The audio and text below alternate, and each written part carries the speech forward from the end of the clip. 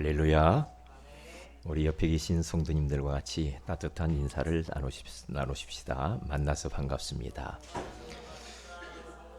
참 행복해 보이십니다. 오늘 또 새 은혜를 받읍시다. 우리 사랑하는 새 은혜 가족 여러분, 올해도 벌써 저물어 가고 있습니다. 이제 2주 후면은 또 한 해를 접고 새해를 맞이하는 그러한 연말연시 가운데 우리가 지금 있습니다. 한 해를 기도 속에서 받은 은혜와 응답들을 잘 정리해 보시고요. 새해 받을 말씀과 비전들, 그리고 앞으로 받을 그러한 꿈들을 설계해 보시기를 바랍니다. 우리가 지금 치유에 대한 말씀들을 계속 받고 있죠. 지난주에는 마음 치유, 그 전에는 영적 치유라는 말씀을 하나님이 우리에게 주셨습니다. 오늘은 생활 치유라고 하는 그런 말씀을 하나님께서 우리에게 허락해 주셨거든요. 치유라고 할 때 사실 치유는 달갑지만은 않지요. 우리가 몸이 어디가 아프면 치유를 받아야 되지요. 근데 치유 받을 때에 좀 아파요. 그리고 좀 많은 그런 신경이 쓰이죠. 그러나 내가 치유받을 때 좀 몸이 아프다고 해서 그걸 방치해 놔두면 결국에는 더 심각한 그런 질병을 얻게 되어져서 더 고통이 심해지게 되겠죠. 그래서 잠깐 우리가 좀 불편하다 할지라도 수술해야 될 분 수술해야 되고, 그렇죠? 싸맬 건 싸매고, 먹어야 될 약은 먹어야 되고, 그러면서 빨리 그 부분을 치유가 되어지면 이제 다음에는 뭐 안 아프겠죠. 그리고 건강한 모습을 가지고 우리가 미래를 살아갈 수가 있다 이 말입니다. 자, 삶이 안 되는 사람은 참된 응답을 받을 수가 없어요. 이게 삶이 무너져서 엉망진창이 된 사람은 응답을 기대하기가 참 어렵죠. 무질서한 삶, 질서가 없어요. 무계획, 무계획, 계획이 없이 그냥 살아가는 그 사람. 그리고 무절제, 절제가 안 돼. 그러니까 자기 생긴 대로 막 그냥 먹을 것도 막 먹어버리고, 시간도 막 헛한데 막 써버리고, 절제가 안 돼. 그리고 뭐 경제도 절제가 안 돼요. 그렇게 되어져 버리면은 그런 분들은 참된 응답을 받을 수가 없게 되어지고 있죠. 게으름, 추우니까 게으르지 쉽죠. 게으름들. 게을러 가지고 어떤 분은 밥 먹기도 싫다 그런 분들이 있어요. 밥 하기도 싫고 밥 먹기도 싫고 밥을 앞에다 갖다 주어도 수저로 떠서 입에다 넣기도 힘들어. 그러한 사람이 있단 말이죠. 씻기 싫어하고, 응? 수염도 안 깎고 이빨도 안 닦고 그냥 노숙자 비슷하게 사는 사람, 게으른 사람, 이 삶이 무너진 사람이죠. 그리고 중독에 빠져 있는 사람이 있습니다. 치유받아야지. 게임 중독, 도박, 마약, 여러 가지 그런 알코올, 담배 이런 것들에 중독되어진 사람들이 있다 이 말이죠. 창세기 1장 2절에 가서 보면은 땅이 혼돈하고 공허하며 흑암이 깊음 위에 있고 하나님의 영은 수면 위에 운행하시느니라. 거기 가서 보면은 혼돈, 공허, 흑암이라는 말이 나오죠. 이것은 빛이 없는 무질서한 이 세상을 말을 하는 거죠. 그리고 뿐만 아니라 마귀에게 잡힌 그 한 사람 한 사람의 무질서한 삶의 모습을 그렇게 보여주고 있는 겁니다. 인생이 뒤죽박죽이 혼돈해요. 허무해요. 공허해요. 뭔가 어둠 가운데에서 삶의 방향을 잃어버리고 사는 그 사람. 그런데 창세기 1장 3절에 가서 보면은 혼돈과 공허와 흑암 가운데 있는 그 세상에 우리 주님께서 빛이 있으라 하심에 빛이 있었고 그래요. 그래, 그 빛이 비춰지니까 어떻게 변합니까? 혼돈이, 공허가, 흑암이 다 사라져 버리죠. 다 사라져 버려요. 하나님은 창조 질서를 세우시고 질서를 따라서 하나님은 역사하십니다. 그런데 마귀라고 하는 요놈은 창조 질서를 무너뜨립니다. 깨트려 버립니다. 그러면서 무질서하게 만들고 삶을 뒤죽박죽 엉망진창으로 만들어버리는 것이 이 사단 마귀입니다. 그러니까 하나님은 모든 것을 다 질서를 딱 세워놓으셨죠. 그러면서 하나님은 그 질서를 따라 사는 자들을 축복하시게 돼 있어요. 그런데 악한 원수 마귀는 하나님이 만들어 놓은 모든 질서를 깨트리는 일을 하고 있어요. 그러면 거기에는 하나님이 역사할 수가 없잖아요. 가정도 질서가 있어요. 그렇죠. 부모가 있고 자식이 있고 그렇잖아요. 형이 있고 동생이 있고 누나가 있고 동생이 있고 그러잖아요. 질서가 있어요. 직장 생활을 하는 것도 질서가 있죠. 좀 마음에 안 들어도 윗사람의 말을 들어야 그게 하나님의 주권을 인정하는 거거든요. 나라가 이렇게 지금 운행되어져 가는 것도 대통령이 마음에 안 들어도 대통령은 하나님이 세웠기 때문에 좀 따라 주어야 됩니다. 그리고 기도해 드려야죠. 그래 안 그래요? 자꾸만 그냥 흠집을 내고 그렇게 해가지고 좋을 게 없지요. 마찬가지입니다. 교회도 질서가 있습니다. 그렇죠. 교회 안에도 만약에 질서가 없으면 뒤죽박죽 되겠죠. 모든 것은 다 질서가 있어요. 그런데 질서를 무시하게 하는 그런 존재가 사단이라니까요. 사탄이 질서를 깨요. 우리의 몸도 질서가 깨져버리면 질병이 찾아옵니다. 생활의 질서가 무너져버리면 가난과 질병이 찾아오고 가족이나 가까이 있는 사람들을 피해를 주게 되어지죠. 그리고 보세요. 삶이 안 되는 사람뿐만 아니라 삶의 규모가 안 되는 사람이 있어요. 그런 사람은 이제는 성공할 수가 없게 되어지는 거죠. 규모. 굉장히 중요하죠. 어떤 생활치유, 이 말은 규모치유다 이렇게 봐도 돼요. 그런데 이 규모가 잘 안 되면 어떻게 되는가? 시간 관리를 전혀 하지 못하고 사는 사람이 있죠. 인생이 짜임새가 없이 살아가는 사람이 있다 이 말이죠. 내가 오늘 하루를 어떻게 살아야 될 것인가? 그런 스케줄이 있어야 되잖아요. 일주일을 어떻게 살 것이고 한 달을 어떻게 살 것인가? 이 시간을 관리를 잘 해서 도적맞지 말아야 되거든요. 시간도 하나님이 주신 거거든요.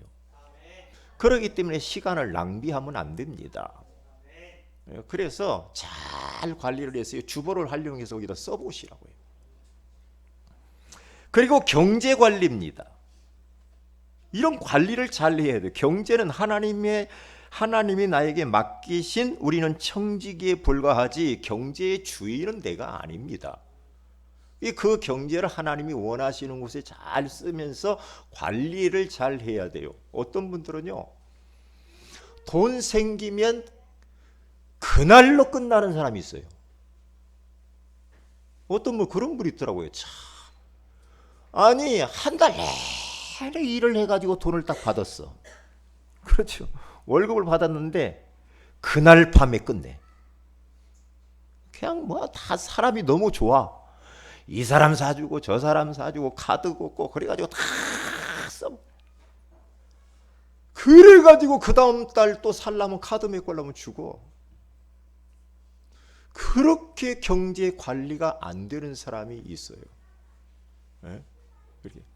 어느 목사님이 제가 차를 타고 쭉 제가 모시고 오는데 그 목사님이 저한테 강남 부자들에 대해서 이야기를 해주더라고요. 강남 부자들이 있는데 자기하고 가까이 하는 그 부자, 그 사람들 모임에 자기가 소속되어 있는데 그 사람들은 뭐 빌딩도 많고 막 땅도 많고 막 그렇대요. 그런데 돈을요 허튼데 이만큼도 안 쓴답니다. 이게 어디 가서 커피도 안 산대요. 그 정도로 이 부자가요 알뜰살뜰하게 쓴다. 자기가 이렇게 힘들게 사는 것은 너무나 자기도 돈을 희쁘게 막 써가지고 그런다. 그러니까 경제 관리를 잘 해야 돼요. 이 부분을. 예? 그래서 이게 바로 규모예요. 그리고 세 번째로는 무엇을 우리는 기억해야 되냐면 인간관계 관리를 잘 해야 돼요. 우리 인간은 어쩔 수 없어요. 관계 속에서 살아가야 돼요. 관계를 떠나서는 살 수 없잖아요. 어차피 우리 인간은 이 땅에 있어 서로 예? 도움을 주고받으면서 사회적 존재란 말이죠. 우리 인간은. 그렇기 때문에 나는 사람이 싫고 나는 어디 막 사람 많은 데 가기 싫고 집에만 있고 싶고 혼자만 있고 싶고 자꾸 이러면요.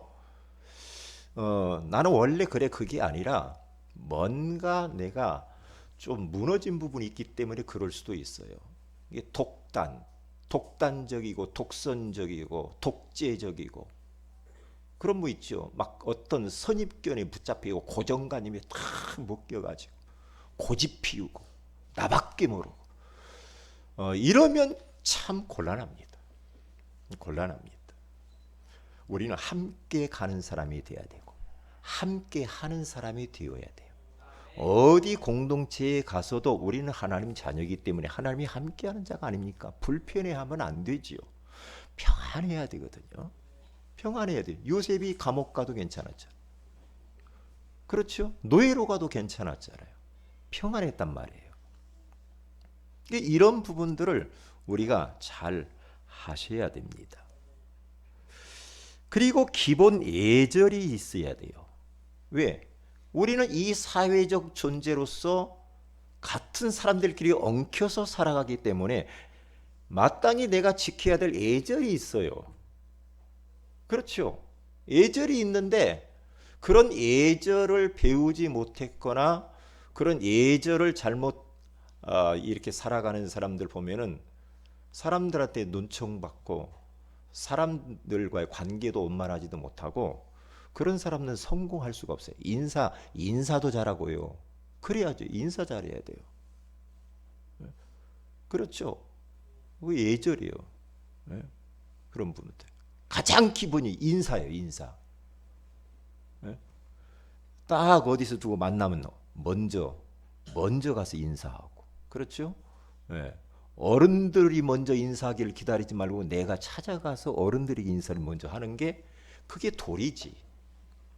그게요. 그리고 자주 내 공동체 안에서 섬기려고 하고 양보하고 배려하고 이렇게 가게 되어지면은 우리는 성공할 수밖에 없잖아요. 그래서 우리 후대들에게는 그리고 우리 자신들에게도 마찬가지. 삼박자를 갖춰야 돼.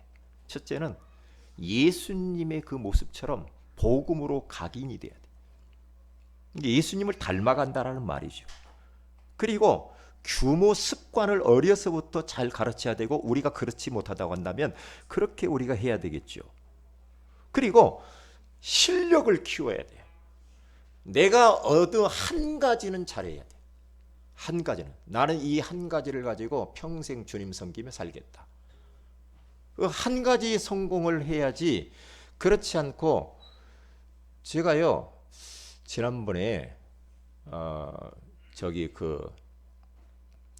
어느 목사님하고 이렇게 잠깐 캠프를 하는데 목사님이 나한테 여러 가지 말씀을 하시더라고요. 말씀을 하시는데 너무 많은 것을 알고 잘하시는 것도 너무 많아요. 잘하시는 것도 많고 아는 것도 많고 약이 뭐가 좋고 추어탕을 어떻게 끓여야 되는지 명태찌개를 어떻게 끓여야 되는지 내가 오리백숙을 어떻게 끓여주려고 그랬는데 맞다. 그리고 막 교회 안에 막 자기가 다 수리 다 하고 종탑도 하고 뭣도 다 하고 다 팔방미인이야. 그래서 제가 거기서 말을 탁 했어야 되는데 말하면 상처받을 것 같더라. 목사님 말씀과 기도만 하면 되는데 다른 건 하면 안 되는데 그 생각이 딱 들었거든요. 다른 거 하면은 안 되거든요, 사실은요. 예, 그렇잖아요. 목사로 세울 때는 하나님 그거 하라고 그랬지 다른 거 하면 안 되거든요. 옛날에 한참 제가 개척해가지고 제가 운동을 좋아해가지고 막 이 노예 막 족구대회 막 축구 막 이렇게 하잖아요. 그러면 저는 원래 승부욕이 너무 강해가지고 족구를 좋아해. 족구를 좋아해가지고 여기 노예에 4개 시찰이 있는데 그 시찰 중에 우리 남부 시찰에 제가 소속이잖아요. 남부 시찰이 나갔다 하면 1등해. 왜냐? 저를 비롯해서 잘하는 분이 몇 명 있거든요. 저는 족구 딱 했다 그러면 죽기 살기로 해버려요. 죽기 살기로 해버려. 승부욕이 그렇게 강해. 그렇게요. 그랬더니 어떤 분이 턱 하는 소리가 목사님은 족구만 잘하는 것 같아 그래. 족구만 잘하면 되겠어요? 전도도 잘하고 족구도 잘해야 되는데 족구만 잘해. 지금은 족구를 끊었지만 목사는 전도를 잘해야지. 할렐루야. 그렇잖아요. 증인으로 서야지. 증인으로 서서 말을 해야지. 여기서 설교해가지고 될 문제가 아니에요. 제가 여기에 지금 뭐 설명자로 연설하려고 쓴 게 아니에요. 저는 증인으로 쓰고 싶거든요. 삶 속에서 하나님의 말씀이 내 삶 속에서 사실적으로 역사하시고 현장에서 일어난 역사를 이야기하고 싶은 거거든요. 그래서 설교가 제가 여기서 설교하는 설교가 진짜 성경적이고 신학적이고 현장적이어야 돼. 한쪽으로 치우치면 안 돼. 신학적으로도 틀리면 안 돼. 그런데 대부분 목사님이 현장을 모르거든요. 현장에 나가서 전도해보질 않잖아. 그러니까 들은 거 배운 거 신학교에서 그런 것들만 이야기한단 말이에요. 현장적이지 않잖아요. 그러면 설득력이 없죠. 그러면 그렇죠? 그렇기 때문에 목사인 나 자신도 이런 부분에 대해서 규모에 대해서 좀 치유받을 부분들을 제가 좀 묵상을 좀 하는 그런 시간을 가졌거든요. 그렇기 때문에 자 첫째로 보세요. 3가지 환경에서 벗어나야 합니다. 우리 환경은 너무 중요합니다. 어느 집안에 쌍둥이가 턱 태어났는데 너무 가난해. 옛날에 참 가난했잖아요. 가난하니까 요 남자의 쌍둥이를 갖다가 양자로 보냈어요. 양자로 보내가지고 하나는 이리 가고 하나는 저리 가고. 그런데 이제 30년 후에 그 쌍둥이가 만났어요. 쌍둥이가 턱 만났는데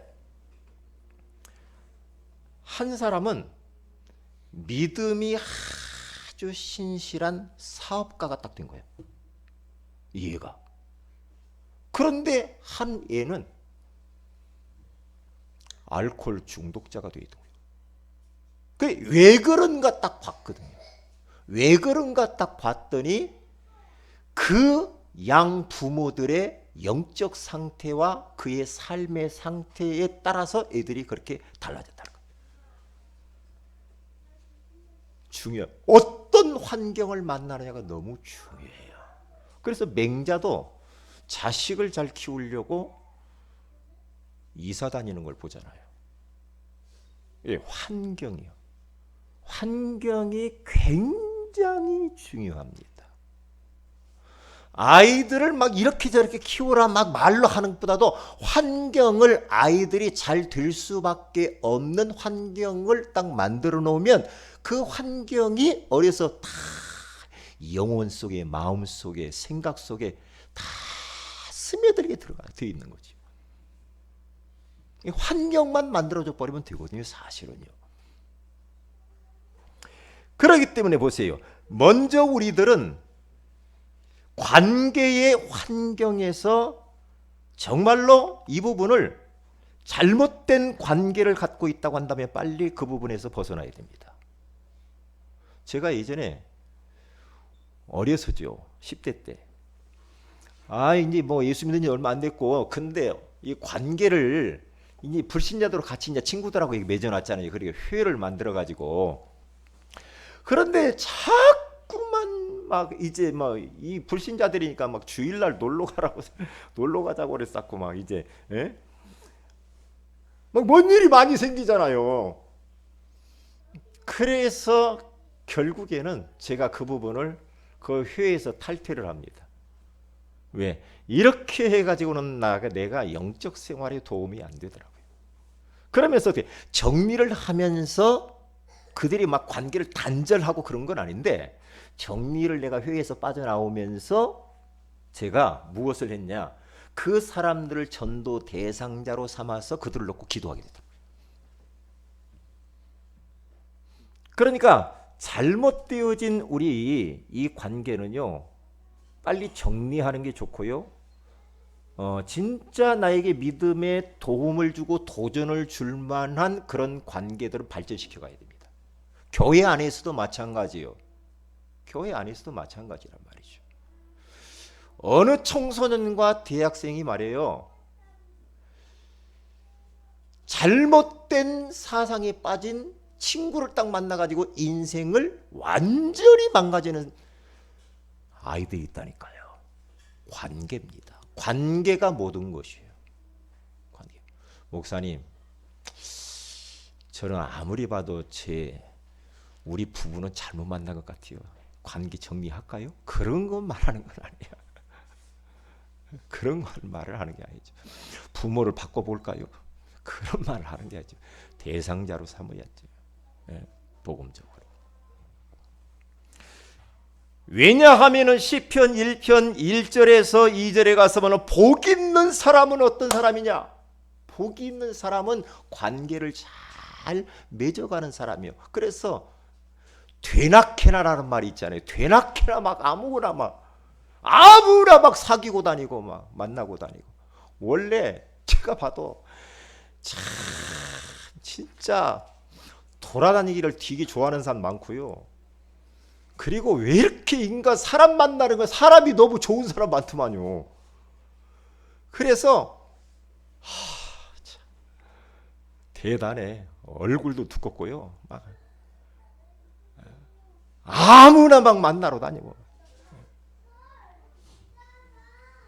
복 있는 사람들은 악인들의 꾀를 따르지 아니하며 죄인들의 길에 서지도 아니하며 오만한 자들의 자리에 앉지도 아니하고 오직 여호와의 율법을 즐거워하여 그의 율법을 주야로 묵상하는 자로다. 그랬어요. 두 번째입니다. 우상의 환경을 정리를 해야 됩니다. 우상은 눈에 보이는 형상 우상이 있어요. 출애굽기 20장 4절에서 5절에 가서 보면 사람들이, 하나님을 떠난 사람들이 무엇인가 하나님을 대체해서 신을 만들어놨죠. 대체신. 그것을 자꾸만 빌고 절하고 막 한단 말이에요. 섬기고. 이런 것들은 정리를 해야 됩니다. 예배보다도 더 귀하게 여기는 돈, 물질 우상입니다. 말씀보다도 내 주장, 내 생각, 내 신념을 앞세우는 사상 우상이 있습니다. 결국에는 하나님보다 더 마음이 가는 것, 하나님보다 더 사랑하는 것, 하나님보다 더 위에 있는 것들은 전부 우상입니다. 우상입니다. 하나님만 사랑해야 됩니다. 하나님만. 어떻게 하나님을 사랑하냐? 마음을 다하고 뜻을 다하고 목숨을 다해서 하나님을 사랑해야 돼요. 우리 하나님은 질투의 하나님이란 말이죠. 지난주에 가계도에 대해서 이야기를 했어요. 우리 부모가 하나님을 어떻게 섬겼느냐에 따라서 자손들의 축복과 고통이 달라져요. 너무 중요한 거예요. 그러니까 우상을 막 섬기는 부모를 두면은요, 자녀들이 고생할 수 있다니까요. 고생할 수 있습니다. 그게 귀신의 역사거든요. 귀신 섬기는 겁니다. 그렇기 때문에 우리들이 예수를 딱 믿으면 더 이상 우리는 부적 붙일 것도 없고, 콧줄에 걸어놓을 필요도 없고, 말 발굽 쇠붙이 걸어놓을 것도 없고, 제사 지낼 것도 없고, 그렇죠? 어디 뭐 손금 보고 궁합 보고, 이삿날짜 보고 몇 자리 이장하고, 그런 거 할 필요가 없죠. 예수 그리스도 안에 있으면 우리는 다 끝났잖아요. 다 끝난 겁니다. 끝났기 때문에 더 이상 미련 두지 마세요. 그래도 섭섭하니까 좀 우리 제사는 해야 되지 않냐? 그런단 말이에요. 섭섭하니. 아이고, 우리 부모님 우리가 섬기는 것을 안 섬기면 되겠냐? 이렇게 간단 말이에요. 이걸 전통이라고 하고 부모 조상신 잘 섬긴다라는 그런 생각을 한단 말이죠. 그런데 그것 섬기면은 잘 되면 얼마나 좋겠어요. 아니란 말이에요. 그건 귀신 섬기는 거란 말이에요. 귀신을 초청하는 시간이란 말이에요. 무너진 삶의 환경입니다. 삶의 환경이 무너진 거, 거기에서 빨리 벗어나야 돼요. 예레미야서 22장 21절에 가서 보면은 예레미야 선지자를 통하여서 이스라엘 백성들에게 말을 합니다. 네가 평안할 때에 내가 네게 말하였으나 네 말이 나는 듣지 아니하리라 하였나니. 평안하고 잘 나갈 때 하나님이 누차 말씀을 하는데 하나님 말씀 다 듣기 싫어요 이랬다 이 말이야. 그러면서 뭐라고 말합니까? 네가 어려서부터 내 목소리를 청종하지 아니함이 네 습관이 되었구나. 말씀, 하나님 말씀 듣기 싫은 것이 어려서부터 너희들이 습관이 되어버렸구나. 그리고 다른 걸 더 좋아하는구나. 네? 그러면서 그게 이제 무너진 삶이요. 습관이 완전히 하나님 떠나버렸어. 습관. 그렇기 때문에 우리는 무너질 수밖에 없는 삶의 패러다임, 이 규모를 바꿔야 돼요. 가난한 사람은 가난할 수밖에 없는 이유가 무엇인가를 알아야 되고, 실패하는 사람은 실패할 수밖에 없는 지금 삶이 무엇인가를 찾아야 됩니다. 그래서 무너진 삶의 질서를 바르게 세워야 돼요. 그런데 본인이 모를 수도 있고 본인 힘으로 잘 안 되잖아요. 그래서 옆에서 도움이 필요한 겁니다. 보세요. 두 번째입니다. 삶의 규모가 중요합니다. 삶의 규모라고 하는 것은 그릇이나 포장재와 같아요. 삶의 규모는. 그렇죠? 음식을 어떤 그릇에다 담아서 먹느냐에 따라서 그 음식 맛도 달라질 수도 있잖아요. 값진 선물을 어떤 포장지에 싸느냐에 따라서 그 가치가 달라진다 이 말이에요. 우리는 복음을 담는 그릇이요, 복음을 싸는 그런 포장지와 같은 것이 우리의 규모라 이 말이에요. 그렇기 때문에 복음 최고로 귀한 보석, 보화, 보배를 가진 이 복음을 소유한 우리들, 복음은 우리 인생의 모든 문제 해결이잖아요. 이 복음을 가지고 있는 우리들은 이제는 어떻게 됩니까? 이 복음을 잘 우리는 삶의 규모를 갖추어서 포장을 잘 해야 되고, 우리가 그 그릇을 준비를 해야 된다 이 말이야. 그래서 내 하나님 자녀 되어진 내 신분의 매력을 느끼도록 해야 되고, 그걸 통하여서 다른 사람들에게 복음을 증거할 수 있는 문으로 삼아야 돼요.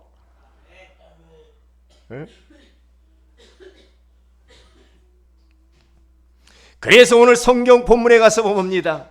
뭐라고 말합니까? 바울이라고 하는 사람은 지금 로마에 있는 성도들을 향하여서 이렇게 말씀을 합니다. 뭐라고 말해요?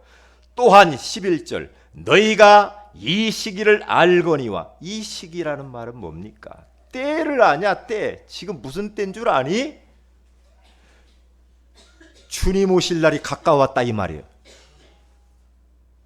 재림하시는 주님 재림하시는 날이 가까웠으니까 이 시기를 알겠냐? 자다가 깰 때가 벌써 되었다.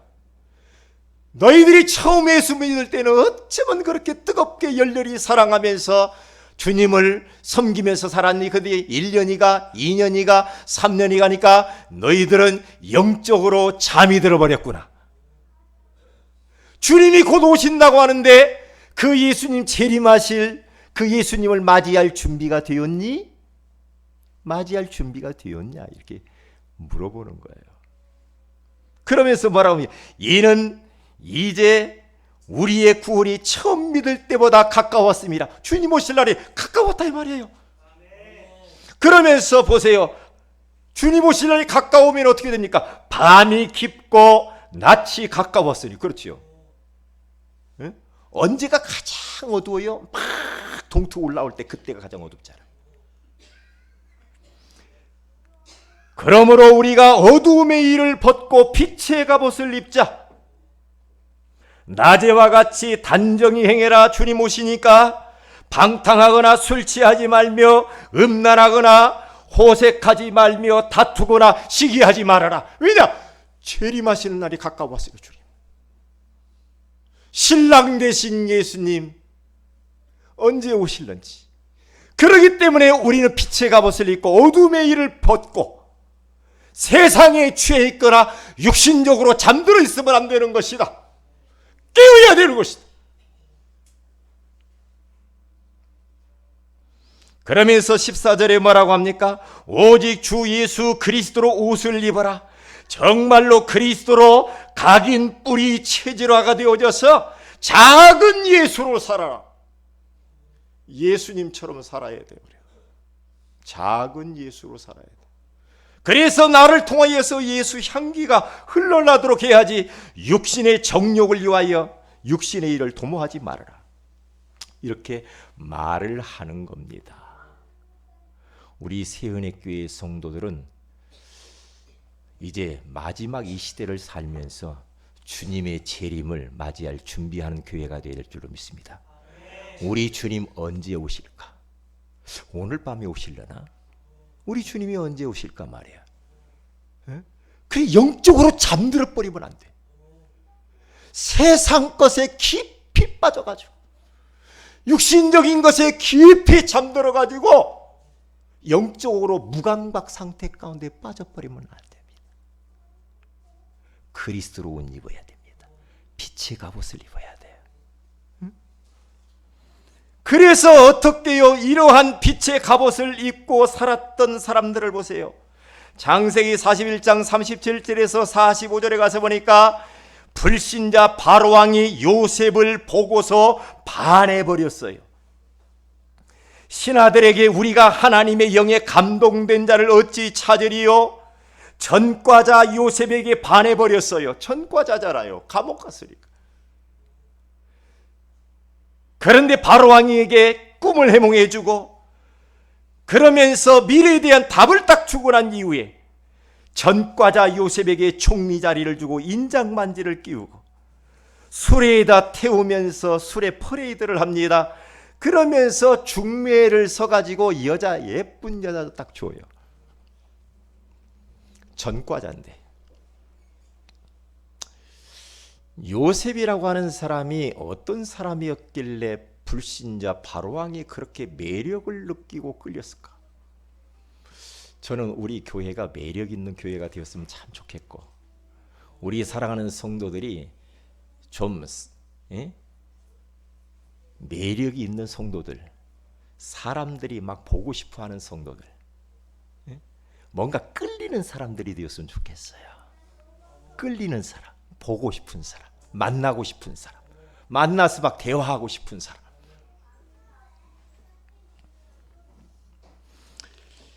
그러니까 다니엘서 6장 16절에서 23절에 가서 봐도 다니엘이라고 하는 사람이 포로로 바벨론에게 잡혀갔잖아요.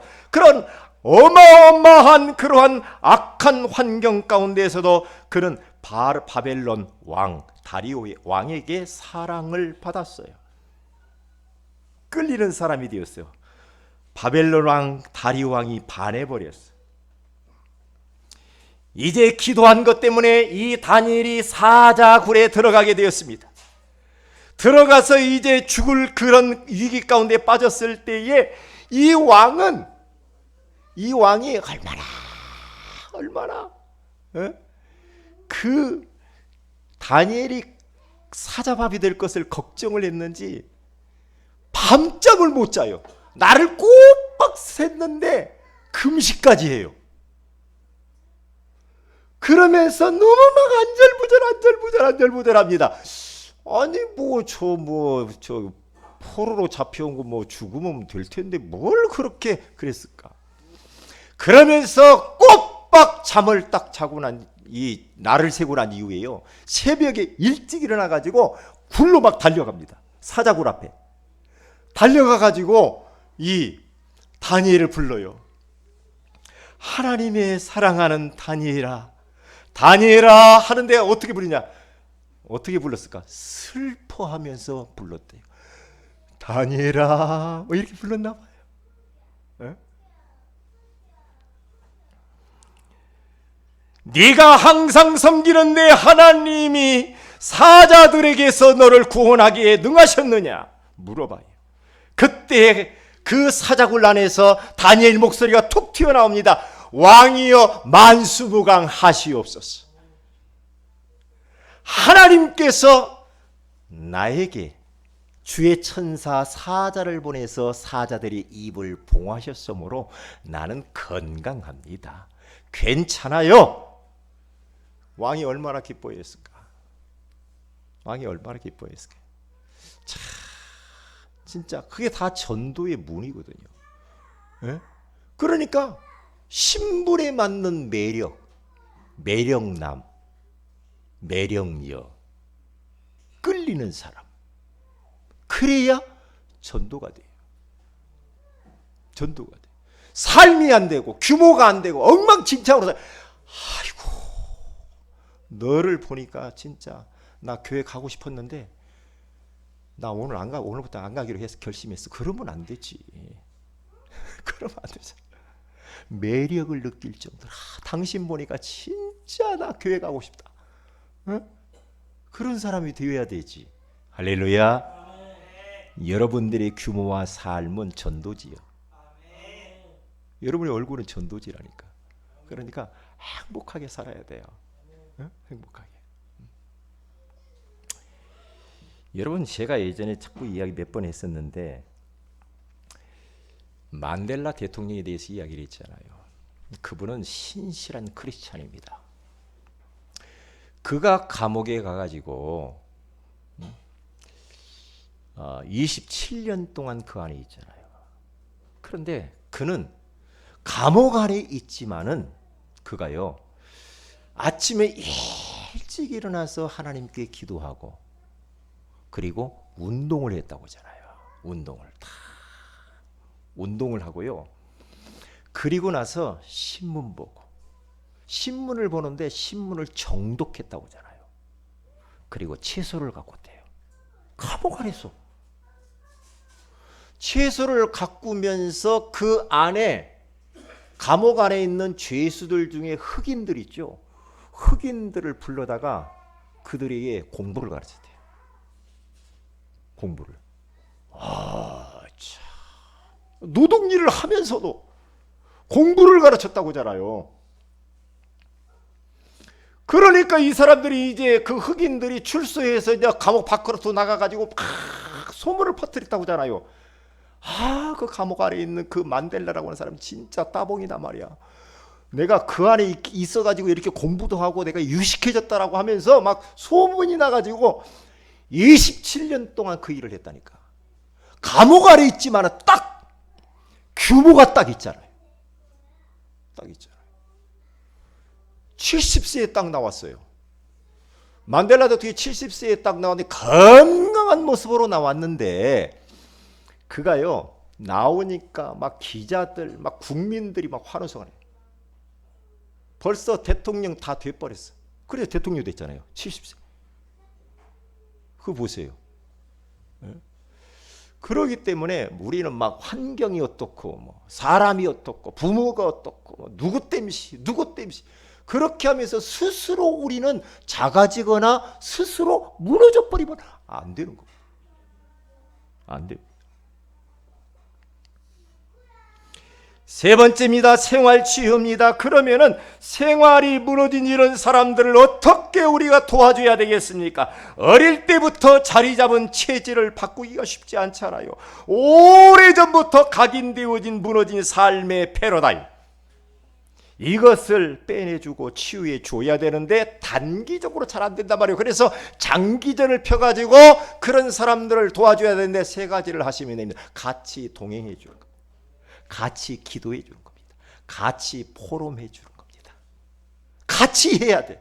왜냐? 예수님이요 진짜 삶이 무너진 그 제자들을 불러가지고요 이걸 가르쳤다니까요.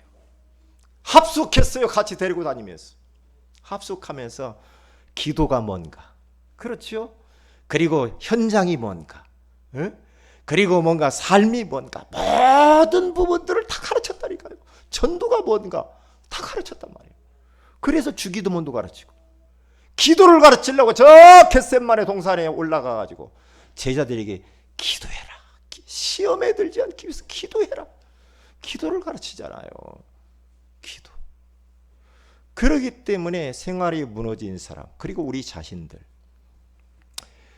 같이 동행을 해야 돼. 믿음의 사람과 사역자와 동행을 계속하면요 빨리 치유가 돼요. 그리고 같이 기도하고 서로 기도문도 적어주고 읽으라고 하고, 그렇죠? 기도를 어떻게 하면 하는가, 어떻게 응답받을 수 있도록 도와주는 겁니다. 그리고 포럼을 해줘야 돼. 오늘 말씀 받은 건 뭐지?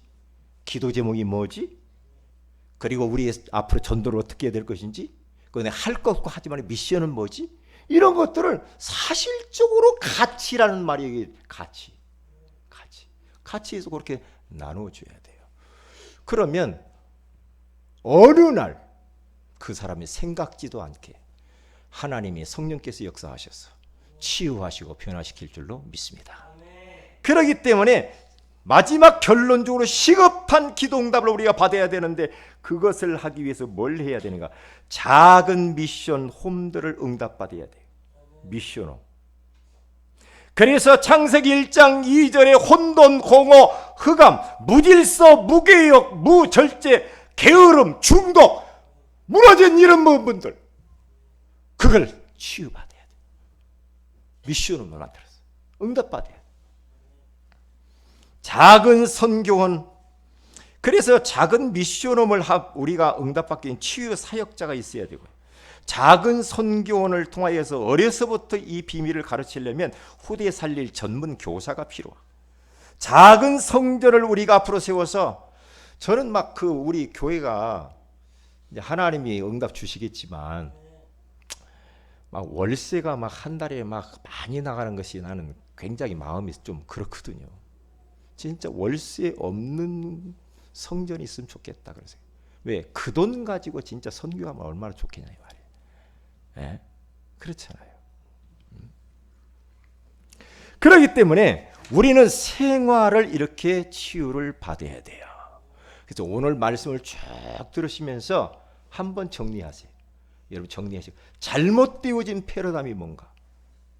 가정에서, 직장에서, 사업에서, 교회 안에서 잘못 뒤틀어져 버린 패러다임이 뭔가 찾아서 기록하고 도전하고 하지 말 거 할 거 딱 해야 됩니다. 새해에는 그렇게 가야 돼요. 올 한 해를 이렇게 마무리하셔서. 그러면서 여러분들을 통하여서 많은 사람들이 여러분들의 매력을 보고 끌리는 사람이 되어서 많은 영혼들을 구원하시기를 주의 이름으로 축복을 드립니다. 다 같이 기도하십시다.